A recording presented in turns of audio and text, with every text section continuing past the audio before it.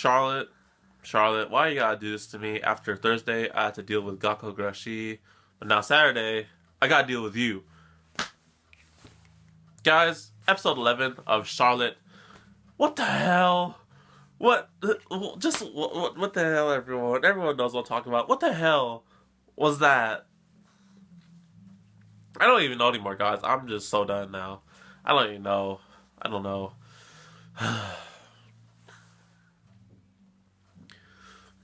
In this episode, I'm kind of sick.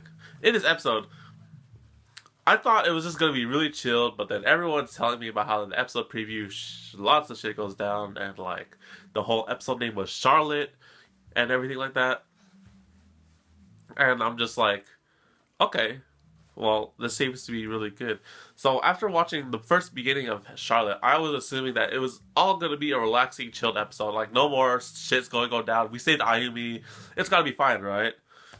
We were learning about the origins of the special abilities and how it comes from the asteroid Charlotte. And lots of people were telling me about like how there's an actual legit asteroid slash star named Charlotte. I forget which one it is, but according to the anime, apparently, the Charlotte thing passes it around Earth, and apparently, as it passes around Earth, the particles from that asteroid meteor thing fall onto Earth, and that is what gives people special powers.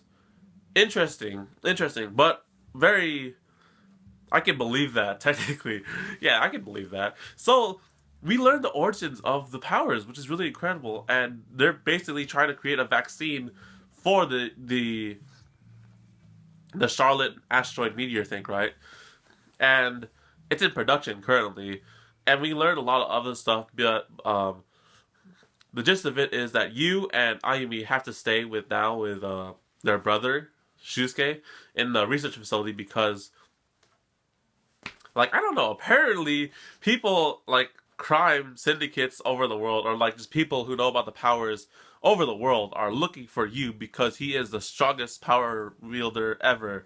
Why? Because he has the power to take over anyone's powers, which makes him OP. So yeah, now he has to stay in a life of solitary, well, isolation technically. He's just inside every day. You can't go back outside. He can't like see his friends like Tamori or the student council or anything like that. He's just stuck inside, right? And that's a pretty shitty thing to deal with, but we have to protect him because he has the best ability ever.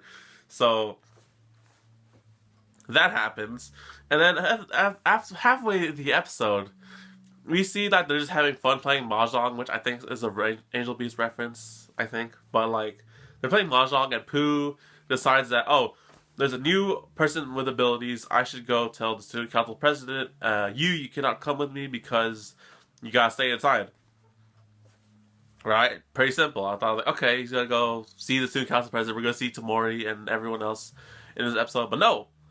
Instead, he is taken by the escort driver, to a warehouse because these certain crime people, or a syndicate, this evil terrorizing group, is threatening his family. And they basically want information about all the special ability users that they have in the research facility. And they capture and torture the shit out of Pooh, and they eventually get him with a truth serum. Now, at this point, I'm just like looking at the show, like on my phone, right? And I'm just looking at it, and I'm just like, ah, crap. What the hell is going on? So that was like halfway in the episode, and now like everything about me is just thinking like, oh shoot, how the hell is this gonna episode turn out, right? Shit's gone down. You have these people trying to kill the shit out of you guys and trying to kidnap everyone. So with the truth serum injected in Pooh, he telling the truth, he told everything to these people about the research facility, about you, and about Tamori. So basically now, they go to Tamori's house and beat the shit out of her, then kidnap her, and now they're holding both of them hostage in exchange for you. Damn, after kidnapping Tamori, I was just like, oh my gosh, this is bad, this is super bad. Now, basically, they have no choice but to send in you. He has to go trade them off because the best plan they have is just for him to use all of his abilities at his disposal to try and save both of them. And technically, the whole group is behind him. They're gonna catch up. He's not alone, right? But instead, when he gets to the location of the warehouse and he's just like trying to beat the crap out of everyone, they have this like whatchamacallit. They have this one person who has ability user as well, but she's like a freaking kid. And of course, she's like a trained assassin for some reason. Like, come on. Eventually, you can't fight for shit without his powers, right? But this girl basically blinds you and like gets a knife and gets a good hit on his left or right eye, one of his eyes basically, right? And lo and behold, he cannot use time leap anymore because both of his eyes are not working to whatever the hell that means. I mean, like, he was supposed to use time leap just in case like anything shit went down and it was in trouble, right? But now he can't do that because one eye doesn't work, and what a freaking weakness that is. Oh my gosh. I'm just sitting there and I'm just like, oh crap, he's screwed. And then basically he's like in the moment of trying to trigger collapse. But if he does that, he risks like killing Pooh and Tamori in the basement of the building they're in. So he stops doing that. And then he basically uses the rest of his powers that he has to his disposal, like telekinesis, etc. But eventually, the little assassin girl is like he's just ahead of him, and he like gets some good stabs to his body, and like then he uses collapse because he's just done. He's done, right? He uses collapse, and like he can't control it anymore.